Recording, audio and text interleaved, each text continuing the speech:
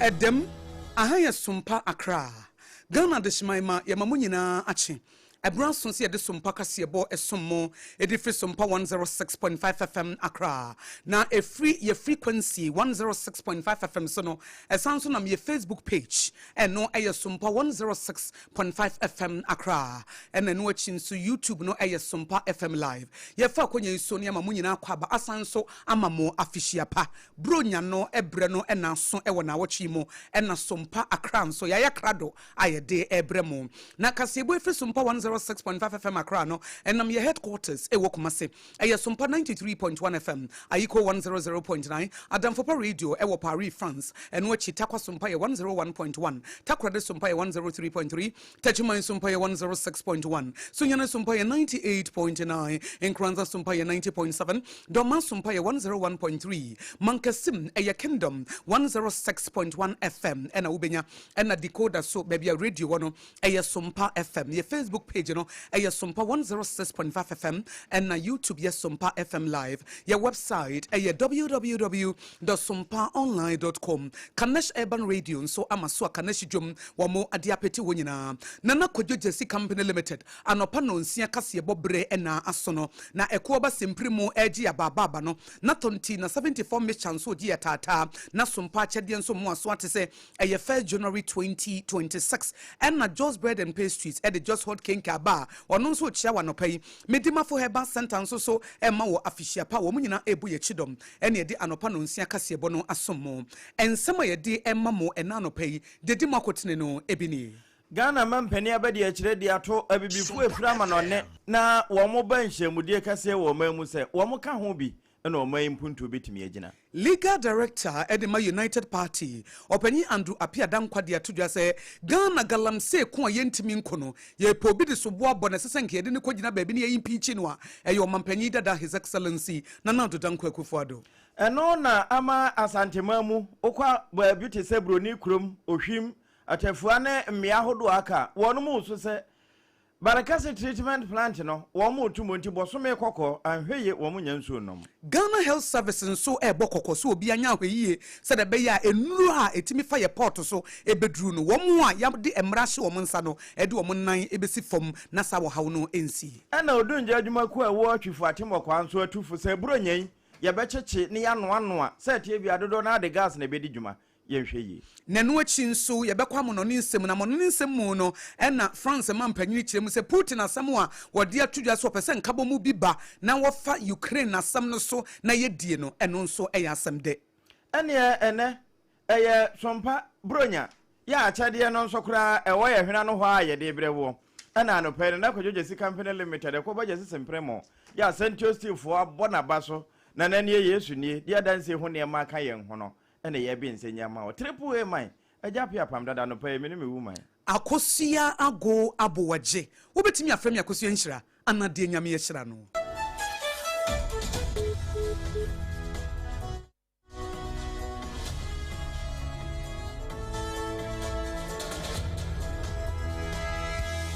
afi ensem no nkyiremu ye ntie we ya make na busuaye wo Facebook no so ene ntie oba na wo de won kanto so aba beto na afi wadwe nkyire ye bekenkan de amaw adehia wono mo ya bibifo na amanone na wo mo atena abo wo mo bra na sesei wo mo bu nkompo ha wachi wo ho sampa abibrem na wo mo firi nhyiranka nyame wo mo ahyase kaka wo nchin kakrakra na nhyamude kase because wo manyi mu a saafo no eba bie na no na bra wo mo de ba na wie ye kura no memene de na wo mo de siye Ghana mampani abadi akire Professor Jenana Opoku Agyeman wono ne kogina mampani anamu ana wode afutu ma wo no mo se saa Ghana no asesei mampani mahama waba betena konwa no so no de na ase nyina no eyeye de awuo kura no enya nkwa saa na ne afifiri nso eso aba ne sa honti se betimi abamu yi a ene na adehia wo mo wa manone wo mo ka ho pa enti wo ka kire wo mo straight ya asembie ni ho se wonom eka wo mo nchi a wonwu sampa Ghana no eka wo mo ho pa wo mfunu mahyeha ne se honti eyeyi a ebi beka wo eno se ho no ne wo mo de fira manone ba de fira ne se foreign remittances no ya wo mo mamumpi na entamra eno wachi nso wo mo abekoi no wɔn ma wɔn nan ntiantia wɔn te Ghana ho nsɛm bia nso wɔn ehia wɔn ɛno na bɛboa ama nkonimdie no yɛn nyinaa nsa bɛka na nhyira nka nyame sɛ Yohane a wɔtɔ so mmienu His Excellency John Dramani Mahama ne mma yɛ tɔ so mmienu no sɛdeɛ Kristo ahyehyɛ no no pɛpɛɛpɛ ɛna wɔhyehyɛ no nti deɛ ɛnyɛ no wɔdane no ni no wasan ahyehyɛ no foforɔ ɛne ɛfrɛ no resetting no na ɛno bɛtumi agyina mu a ɛne ɛna wɔn ma efiri ama no ne ba no wɔn ka ho bi ne sɛ ho nti wɔda ase na wɔbɔ aba so sɛ yɛwuro kugyata abrɔkwa aburokyire so afɔ hwɛ aburokyire ho nsɛm so ɛne ne mmɔden bɔ a wɔbɔ wɔnkɔ so a na wɔnunununu enwurawura ɛma ne ayira sɛ bi ahunta yɛnhunu yɛ no yɛn sentiment kan fira ma no ne na wɔma yi nkyekyere yɛ no ɛnyɛ akɔ no Meka wo sɛ Nana KJC Company Limited anɔpa no nsia kaseɛ bɔ a Jos Hot Kenke ɛgye no ababa bro nye yɛbɛdi dɔko mu ɔdɛ na tonti na 74 mixture nso ɛgye ne taataa na medimafo Herbal Center nso ma na kɔ aba na sompa akyɛdeɛ nso gye na baba no ɛna wo nua ba AKOSUA ABOAGYE apam dadaa yɛde ɛsom wɔ ne yɛtoa so akɔ nsɛm foforɔ so no legal director na so no ɛna hyɛ mmara so ɛde ma United Party a ɔno abo Alankodwe Kyerematen ɛna ɛyɛ ne dia no ɛne owura Andrew Apiadankwa wɔde atodwa sɛ Ghana for medimu ho yawo pa na mote wan wo mampanyini dada His Excellency Nana Dankwa Akufo-Addo wɔsesa mmerem ɛyɛ LI 2462 no ɛne ɔma ho kwan sɛ Ghana yɛ kwae a yɛmpɛ sɛ bɛda ne mfofon no wɔsi yɛbɛtumi atu agudi afirim mo anka hwe ɛsɛ sɛ nka yɛ impeach no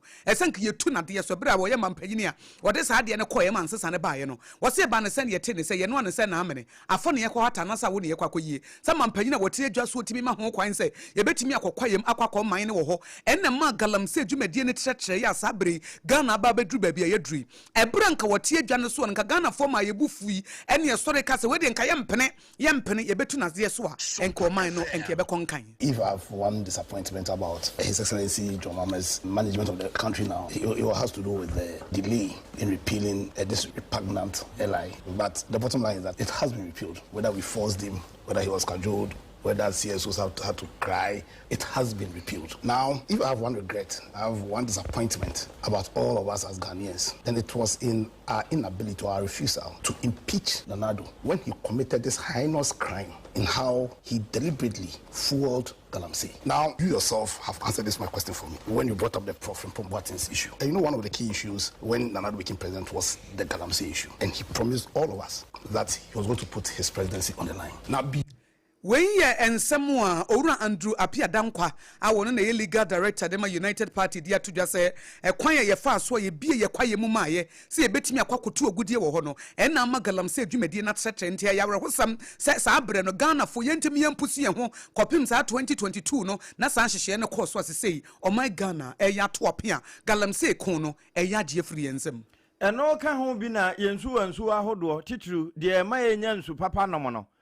plant ahodo a yɛde daadaa so no ekowie wɔ mo tum wesan sɛ yɛse nsuo no ba enye nsuo bio afro atɛkyɛ paa ɛno nso no ya na nipa no ma enye ye nti na wɔ sɛ wɔ mo tototo mmea ahodo mu ye wie ma konya akofo ani bre sesei wokɔ asantema mu a ensu kase ɛsom wɔ mo paa bare kase esutade no ɛso na wɔ mo nso wɔ mo no nyinaa no wɔ mo twen edifire na mpanimfo a yɛhyehyɛ sɛ wɔn mo yɛ nsiesie awi ahohoro hura miamia botu no bi mu sɛ de bɛyɛ na ebetimi asoma de hye no som papa titiri ne sɛ ye wura bosome yi mu akwakɔ wura bosome foforo mu a ne nyinaa no ye didi afofie yi ne no na de hye wɔ hɔ sɛ ɛne wɔ mantom brepa esan sɛ saa bre ye kwakɔ di bronyan dɔm na abafie wɔn behia nsuo de ye de no de ye di dwade ne ye didi anhu dwuma nsuo nso de ye nkwa enti anka nipa ho a na ye bibie wɔ hɔ enti ade hye wɔ abrepo broni kuro mu ohwim atafua ne emu asofua ne adankwa amede wɔn mu so papaapa na wɔne yɛnsa ntwerɛni ba bedudi nkɔmɔ sɛ wedi esompa mo na mo ka mampani tie enura bankasiem na animanimu ya na mo yesu wotu sɛ de bɛ na ade hye ne buronyi wɔn benya nsu papa nom no wɔn nsa betumi aka eni ati broni kuro ha bɛ bosimi ni ato pipe ma yenya nsu obi anim sɛ yɛ ba bedi bronya aho kyerɛ nko ani na obi aso eni ebula bia ha nsu obi ani ha o sɛ yɛkɔkɔ sɛ nsu no ne yɛde ebedware ana yɛde bi kura no ade ani di nsu obi ani ha de ma to pipe no bɛ bosimi ni ayɛ ho kyerɛ yɛ efi ha kɔpem balekɛse yɛ ho kyerɛ papa nti sɛ yɛsrɛ aban sɛ wɔnhwɛ na omumie pipe no ɛma yɛ wɔnyɛ saa de a aho kyerɛ ɛne yɛnam yɛ ntimi ho de yɛ kura yɛkɔdi bronya sɛ yɛni ni so say better na say ya di bronya ya da mo besi yewu ana say besi ye ade a mo ye ye ni nye ho kra because aho kire no wan kasa ti ho a ye yiwa yibone we ade hye wo barekase ene na afa na wo mo de wo mo hawo eto ba bedu animi Nana KJC Company Limited and Opan Unsia Kasiabona Ugusu Wutie Efisompa 106.5 FM Accra Ghana Health Service a woman she impom di hujumedie abo amane so mo pese ye bambo ni jana naso wo mo pese obi abefa sebo akwanso di ni bone abadwuma ma manfo akwakoto anom bronya bremu afeko num wi a wo de wonim se parabi na wo nom enko wiase na wutiri wo yafuru nyina ya wo ya fise duro no ebi ana ye fake enti ye wo Ghana ye port no ye wo health officers a wo mo na nuno no ba wo mutimi son so eso no so sampa eye yemfamra we eye fake yenyim film ye be hye wo mafuru ma ama matimi aye adwuma yie pa na director general de Ghana Health Service eye Dr. Samokaba wono ne de sansam yi atudwa na wo bokoko say officer biara entry point ho no fi say ho na ye tokuro e say edan say ho paya tefre kra wetimi fa ho eti so mo ho baabai em obi etimi di no be wura Ghana ha de a ene asem de be ye wo mo pa wo mani abrese korodom eti obi a eni ne huni na do kasem odi tudwa na so wo mo ye ne nyina se de be ya yare bebreba efri what I do not intend, and I mean it, is for my child to grow up, graduate in medicine, come stand in this same hotel and talk about how to fix port health issues when it comes to their employment, when it comes to career progression, when it comes to avoiding them getting involved in trafficking, when it comes to that. That is our generation problem. Let's not pass that baton to our children. Then we don't love them. What they should come here to stand and talk of is how port health is, and that if you walk into US and you see the way they behave, you come to Ghana, they behave the same. Enti yen kase Ghana ne American sunsun bi ada ye ntemeba kwan ye port so ye de niema eba esese akoda bi a wako school se medicine okoye ye anasa pharmacy no okoye ye no wonim se ye fa na djuma ye fa na kwan paso na no wo kire mu a wo bo amane se ade ne se enye political party a wo dom ho asam ne ye ka anasa o man ya wo free mu anasa se de wo skin no color ni city enye no a de ye ka ne se wo mo a ye bo mo pa so wo nya adjuma no enuo bi e ba wo mo nhya so hu se eye no wo mo ne ye pese wo mo ye wo adjuma yi se de be ya From the disciplinary point of view, I also know that some of you are engaged in some of these illicit activities. From today, let's put an end to it. But that is not all. I sit in my office and I get port health staff being called to Yoko, NIB, because they facilitated some kind of traffic, and I have to get legal person to go with them. Please, if I get any of those things anymore, you are on your own. We will not only allow the security services to deal with you, we will apply our code of conduct and disciplinary proceedings on you as well. So as we were sitting there, I sent a message to the Director of Clinical Care that within the first quarter of 2026, all port health staff across the country, whether air, sea or land, we a futuo ni akwankyere a Director General de Ghana Health Service Dr. Samokaba a wono end cancer asimi ogidi se yetutu na mo esefata ebetimi aboa am ye de anamo SCCE eno enampani bu bese bambo atrema ya na ye pa sena yaresa no ene pori tanka na se tank na ma ana ebudama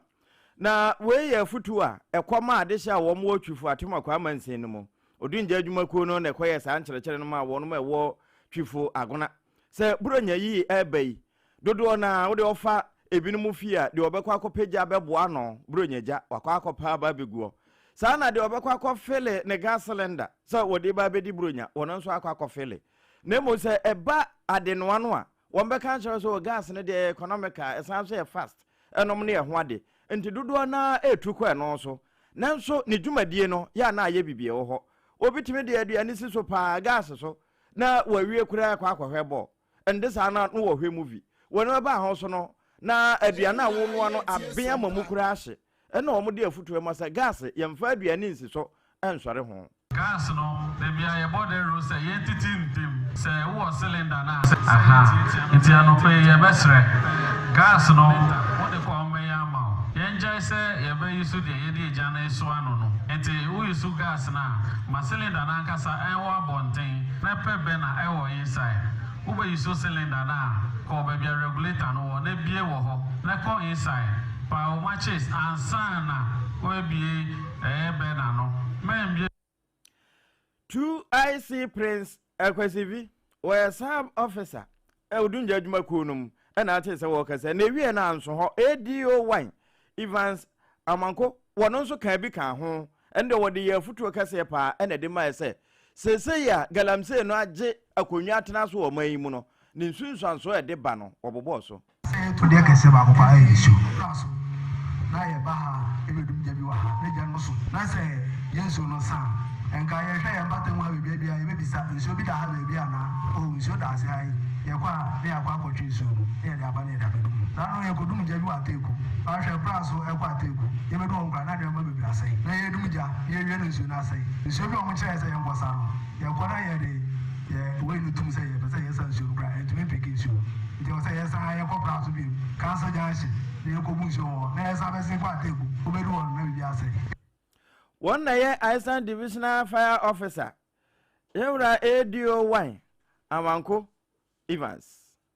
Kasiebo ewutie fi SOMPA 106.5 FM. Nano KJC Company Limited anopa no nsia Kasiebo eno no sa wo pa dansie hu ne ma wo de besi wudan a wo bewie ntentem abasa hare so a ye kanfo eko ba simprimu amawo. Ghana fo amoba be di bronya yenim se bebre fi UK ba ebi fi US ebi fi France ba Italy ni Spain ni ade European countries ni nyina mu nyina mo ba ne mom dodo na beto asase ne wo masi wo dan ba bia me kanfo de ama wo hwehwe na ti akwanfi se ben ne branch na yete se 21st clinic do ewo baabi a wo bi opantan joaben sepase tano so ntiribo ho etimetim fumeso asamanka wenchi toase kaso depo abigya nkwanta achemodan nyinahini takurade sunyane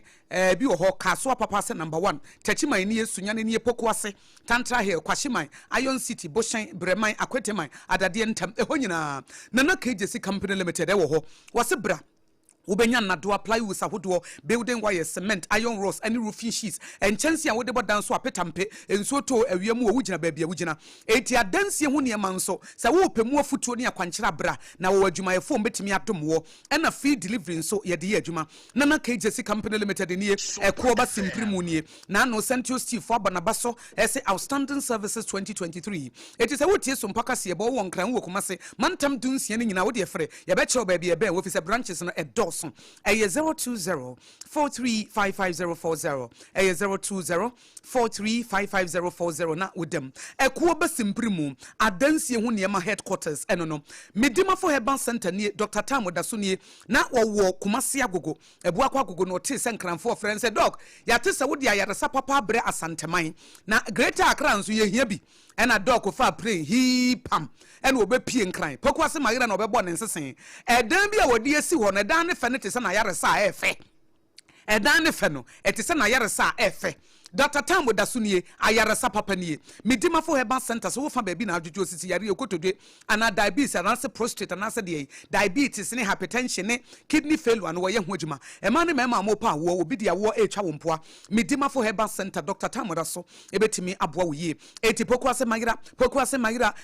na wo demo ankasa Dr. Tambo Daso wo so onyankopon ne yaresa fo ne mo masase we so de wo fa nipa so na ye adwuma na wo fa medima for herbal center so franisesi a e wo 0244 774282 0244774282 and 05007272215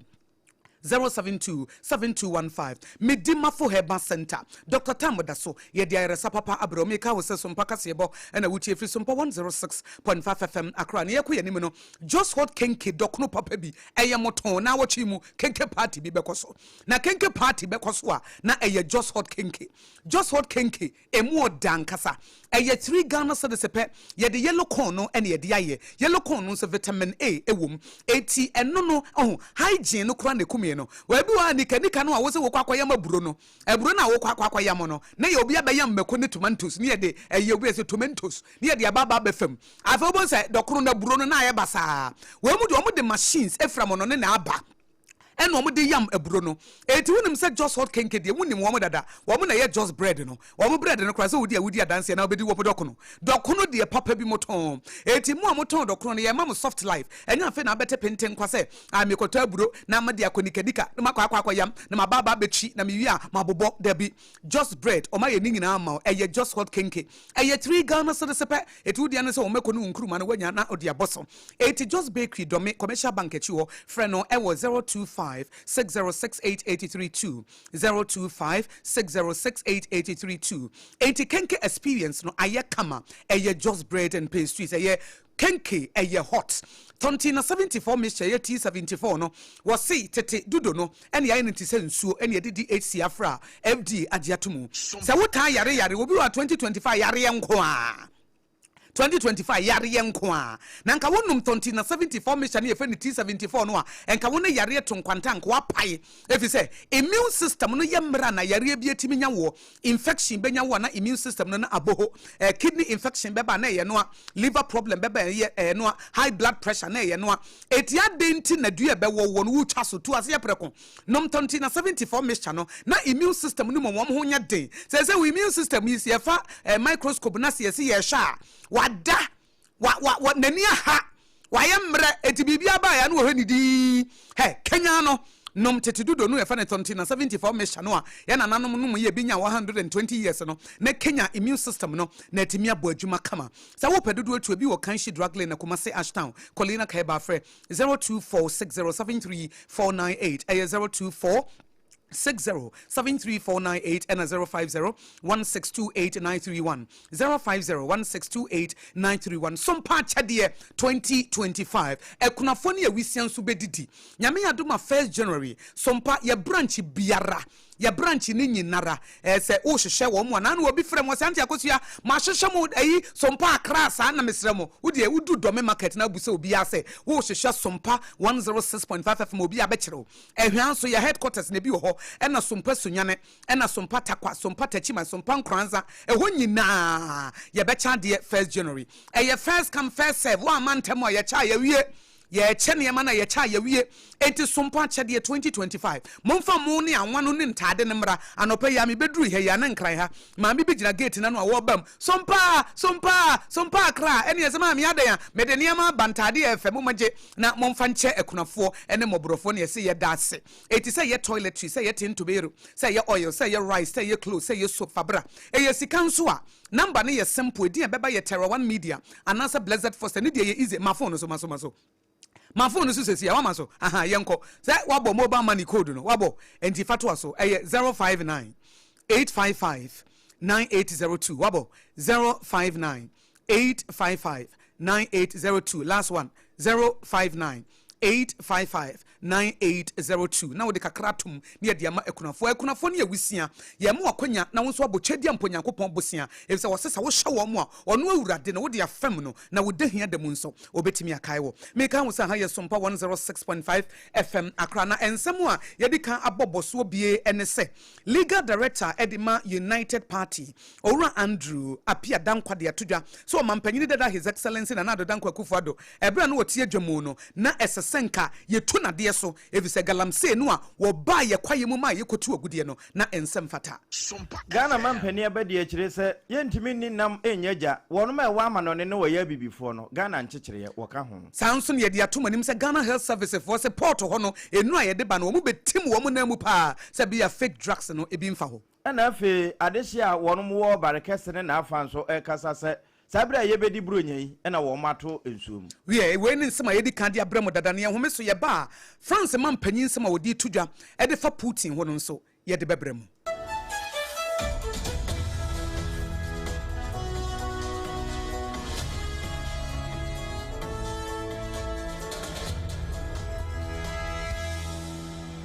Point homeopathy clinic Ghana had the obi anim say ye prostate na baby omutibi ye screening ema hu ni ye etu ase a na ye endpoint homeopathy clinic anase ye kidney ye liver problem wo fa baby na ajejo na de fa ne premature ejaculation no a ba ma bi a wo ne wodofo akwakwahia ase wo di ne ho agro ase wo tonte ene ye bra endpoint homeopathy clinic na ye moa wo ema ne mema mo pa wo ye endpoint homeopathy clinic wo mo da mufua yare bia infections bi ne wo ho anase bia wo hwa wo fa baby na adwodwo kidney problem prostate de endpoint homeopathy clinic kuma se ubehu endpoint homeopathy clinic e wo kronoma bohia e na akra hanso so de wo mu gina mu ankasa e wo spintex bebre friend share signboard no huduro na ubusasa wo pe endpoint homeopathy clinic obia e be kire for endpoint e wo 0244 867068 and 0274234321 endpoint homeopathy clinic wo mu dem fu Ewra me pacho bra na me hwa de wo bag yi bra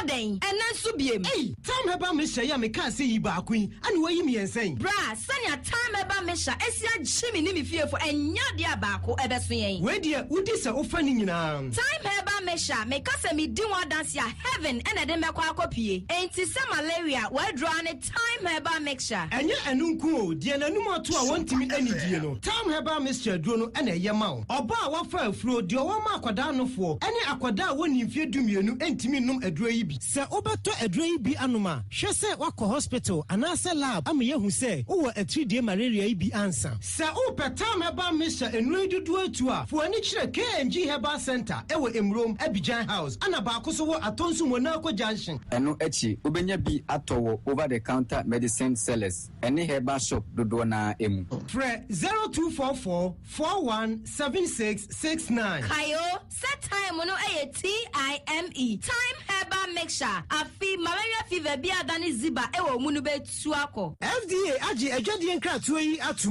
tontonte yennom nsane e faadwen ne e faadwen mpa say na nim say bre bi beba ama tontina 74 opa ye ne simple T74 abeye aduru tontina 74 ana T74 asa twe yadwene esi nananom dodo so say de na dodo bua ma nananom enyare basabasa no saa na tontina 74 ana T74 ebu anipadua no emo immune support enti obi onum bie no abre bia ne ho den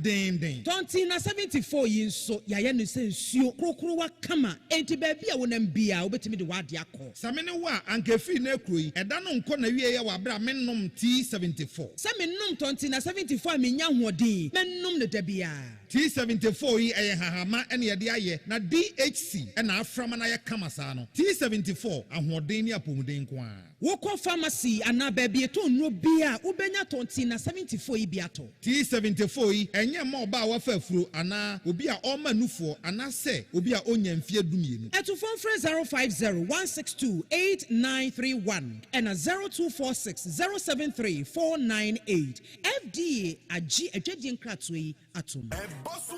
Eboso Duma Fest Festival 2026 Afinso 2026 Duma Fest no Eboso Yeshasie January 2nd 3rd Ekopim 4th 2026 Ewo Dumasia Stardom Sunyane Dumasia Ehobeye de Bruta Brabe witness the Ghana's finest artists the likes of Kwaku Smoke Family Rado. Me I see me penny pa. Because sounds why I see me did. Win the shade. And I cannot deny all of my love for you. Now the legendary Ophelia live band in Super Wosono. Sponsors 21st Clinic, down delivery, box and bottles. Jace Ackley, Big Drop Agency, Cowbell, Twisco, Holy Crest Block Factory, Black Lounge, Isbeth Hotel, Sheila's Executive Hotel and Lodge, Media Partners, Sompa FM, Sompa TV. Nasada no, obi bi o peso beto ade no. Sompa FM. Sikakuma bi and obetia. For 024-188-3559. 024-188-3559. Duma Fest, the pride of the people. Duma Fest, where culture comes. Duma Fest, the heartbeat of Dumasia. Feel the celebration.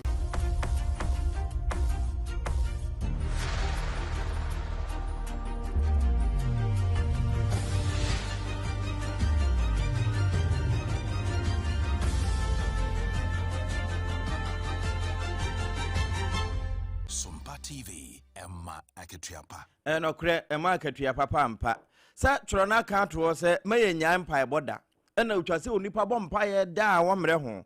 Efiri sa Russia ni Ukraine to kwai bai no. Baby for the woman no tutum ebi tutum atu nanso na ebi mwako nkutudwe ni ma wo bompa ye se nyame masundwe emra mpotem ho. Ne no ena France mampani baby Adamfo pa radio ewo no wakasa se no kwasem ni sade ya poten pa wo mo atwe no asesi wonya age atom se wo bekọ na wone Zelensky akotena se na fi wo mo didi nkomo sade be na wo mbetimi ama asundwe aba Ukraine ene Russia ntem no eye anamontuo papa na wo mo nso mpa ya wo mo abofiri tete nyame na yeda nase entima mpani Emmanuel Macron ena no wo kasa asemi nemom ne kasa mafo Kremen wono ene bonso ede kire yensa ntwerofo nyina ede kire sade Macron ani age wo France no Putin na nkasa kura wone Zelensky ne ko no na ni nyanyesa eno so ne yegina na anopai kase ebo no yede wo esie na emoma awemfi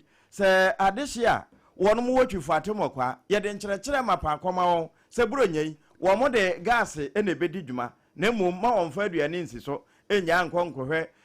Merry Christmas to you ewo TV so afe maame Jeno Poko Adjuma Ghana mampani abedi akire wo se adehia wo mo ya bibifo no wo wa amano ne titru won ma enhu wo nchi no Ghana na wo mo firi ne nkyekere wo ka ho bi Sanso ena Owura Andrew Apia Dankwa wo legal director ma United Party nso dia toja say ya mampanyi dada His Excellency na Nado Dankwa Kufuado wo ka ho na galamse adwumadi akoso ena Ghana Health Services wo ba beto na mo se de be ya oman na ahye so ni pabonefo wo mo emfa nubone emfam kase bono wasi na efi Sompa 106.5 FM Accra no efa ya headquarters wo kumase eya Sompa 93.1 FM Ayiko 100.9 Adamfopa Radio Paris France Takwa Sompa Takwa de Sompa Techima Sompa Sunyane Sompa Enkranza Sompa Doma Sompa ena Mankesim Kingdom 106.1 FM Kanesh Urban Radio Kaneshi Market wo mafa ho ena decoder so bebia radio wono Sompa FM ubenya ye Facebook page ni ye Sompa 106.5 FM Accra na YouTube ye Sompa FM live ye website ye www.sompaonline.com Nana KJC Company Limited anopa no nsia kase bo a woton adansi ho niema midima fo Herbal Center Dr. Tamoda so edia yeresa papa na abrewo Tontina 74 Misha T74 nie ena Just Hot Kinky Dokno papa bia eye 3 Ghana sedesepe ena Sompa chede nyame yadoma 1 January 2026 ena ye becha de ye ne de kase boy esom wano pay eye me die nyame ehira no AKOSUA ABOAGYE wobetimi so afrem AKOSUA nhira me ne me doba nyame apam no triple A mine ejapia apam dada ya dem was say yes sorry sui na safo kan tanka bema at the tip of sports no eba beto so